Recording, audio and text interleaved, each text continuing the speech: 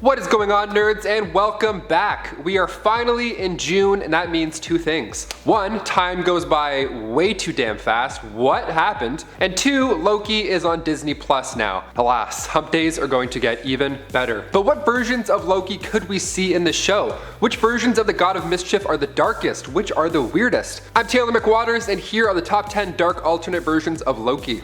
Let's do it. Number 10, the devil. Okay, this first one isn't exactly shocking. One of the many versions of Loki, and one of the earliest, was in Venus issue 6, back in the late 40s, back in the 1940s. That's so old. See, Loki at this time was banished from Olympus to the Olympian underworld of Hades by Zeus. It's unclear what exactly he did, but considering the fact that he's referred to as Satan, it could be literally anything. I mean, insert bad thing here. You know? But he had a son, appropriately named Son of Satan. Okay, better than Kyle, I don't know. Is it? No. The two of them were punks. They were obsessed with being romantically involved with Venus. I mean, sure, she's the goddess of love and all, but the both of you want her? It's kind of weird. It's gross. It's a gross dynamic.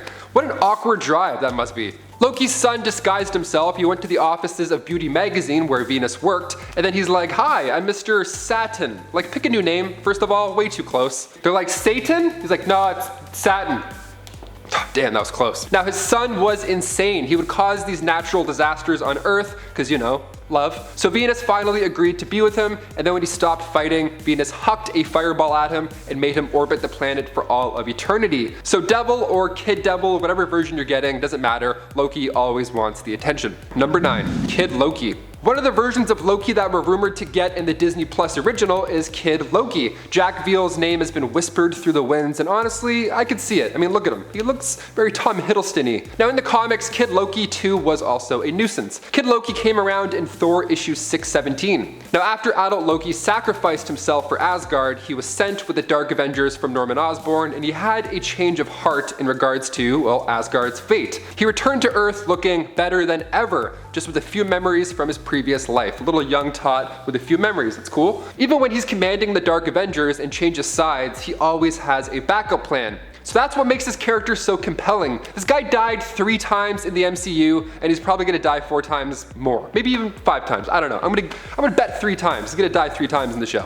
I could see them killing him once an episode, kind of like South Park Kenny style, you know? Now, Kid Loki's cool because he travels with a companion, a trusty magpie named number 8, Ickle, which is Loki backwards, if you didn't catch that already. So in Journey into Mystery issue 622, Kid Loki needed to figure out why he was reborn, right? All these memories have now vanished, so what's going on? So he transported himself to a hidden chamber where he met a spirit, the ghost of Christmas past. Nay, he met the spirit of himself from the past. So he caught Kid Loki up and explained why he wanted this fresh start, a free future. And Kid Loki was like, "Hold up, let me help you out here. How about you stop the whole being a spirit thing, and I'll just turn you into a magpie." So now he's a magpie. Loki is now a magpie. Okay. Kid Loki now has a pretty exciting partner. A cute partner too, might I add. Little red eyes. How lovely. Number 7, Gunnar Goldman. Loki is a master of tricks. He can turn himself into a snake, make himself look like Steve Rogers, but when he takes the disguise of Norwegian super soldier Gunnar Goldman in the Ultimates, he makes Thor look like he's losing his mind. He makes everybody think that Thor is just a super soldier gone rogue, who has this magic belt that gives him Thor's powers. Thing is, this belt has been referenced in the MCU. Happy lists it off when he's packing up for moving day in Spider-Man Homecoming. So the Ultimates, of course, believe Gunnar, and they're just about to attack Thor, but alas, the day is saved, and Loki's schemes come to an end. For now. Number 6, Sleipnir. There have been a few origins for Sleipnir, and for this list, we're gonna go with the more fun one. Also the more kind of gross one. So Odin tasked Loki to handle this situation, okay? So the situation was this dude came along and offered to fix Asgard's wall, but the terms were shady. See, if he completed the wall within 6 months, he would be awarded the moon, the sun, and Freya. The 3 things we all want in life. So they waited until the last brick, and then Loki turned into this. He turned into a beautiful white mare and lured the man's horse away. Because see, the man turned out to be, well, not a man at all. He was rather a frost giant in disguise. So after the deal was made, Odin's like, "Oh, did we just shake on that?" So Loki led his horse away, disguised also as a horse, while Thor handled the big guns himself. Now, if you thought that was a cool trick, let me tell you, Loki is so committed that he straight up gave birth after this to Sleipnir later on. Number 5, Scarlet Witch. This would mess things up a lot if Loki decided to do this. He's posed as an Avenger in the past a couple times now. He's taken on the form of Captain America, briefly, but in Mighty Avengers 21, Dark Reign, Henry Pym is put in charge to lead this new team. Now at this point, S.H.I.E.L.D. has fallen and Norman was running the Dark Avengers, so Scarlet Witch was calling the shots. But it's a list of alternate Lokis, and I just did this, so you're probably onto something. Loki's idea was to pose as the Maximoff twin to go against Osborn's team, but there was another twin that was onto something as well. Wanda's son Wiccan cast a spell that exposed Loki. So smart. Imagine if Wanda in the MCU is like, oh, Westview? That was Loki. Number 4, King Loki. Coming from the 2004 Loki miniseries, readers got to see Loki in a spot that he's been trying to be in for a very long time.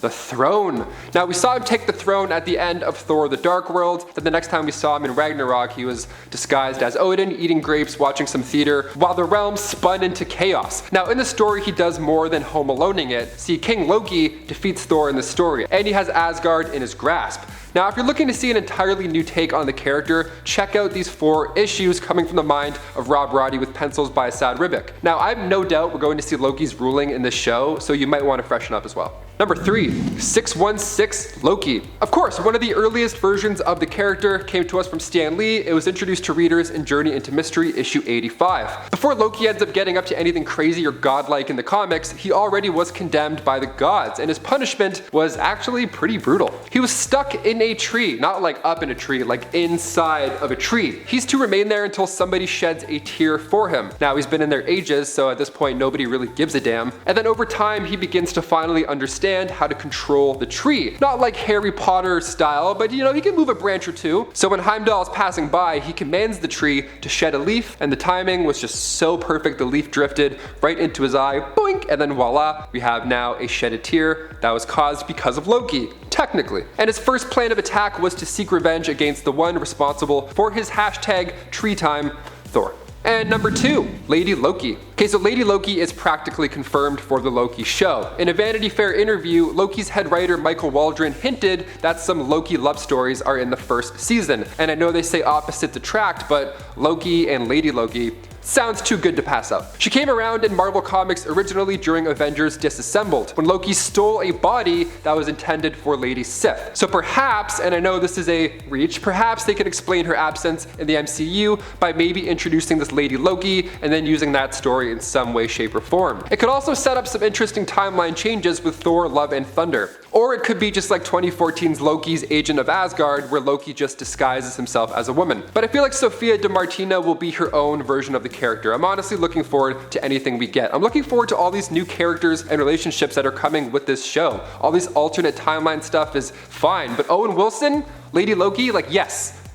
All the yes. And finally, number 1, 2012 Loki. Remember when the world was supposed to end in 2012? Well, that was the case for the MCU as well. Perhaps one of the worst versions of Loki is the main Loki we're getting for this TV show. When he failed to take over the world in 2012's Avengers, he got another chance thanks to, well, the Avengers. They decided a time heist in New York was the best way to bring back half the population, and while it worked, sure, for the most part, give or take a few casualties, the team was forced to run the clock back even more in history after they lost the Tesseract. Now, in that version, Loki grabbed it and vanished. Now, after this long, we get to now find out just where he went, and this is an interesting time for the trickster because he sacrificed his life at the beginning of Infinity War to try and save the day, but he promised to Thor right before he got the old Loki chokey, he promised to Thor that the sun would shine on them again someday. So could this show be that someday? Could this be the glimpse of hope? Now in trailers and clips, it looks like one of these episodes will feature a what if type scenario. We see Loki standing in front of New York City, only it looks much worse, and the Avengers Tower is out of commission. It's practically fallen to the ground.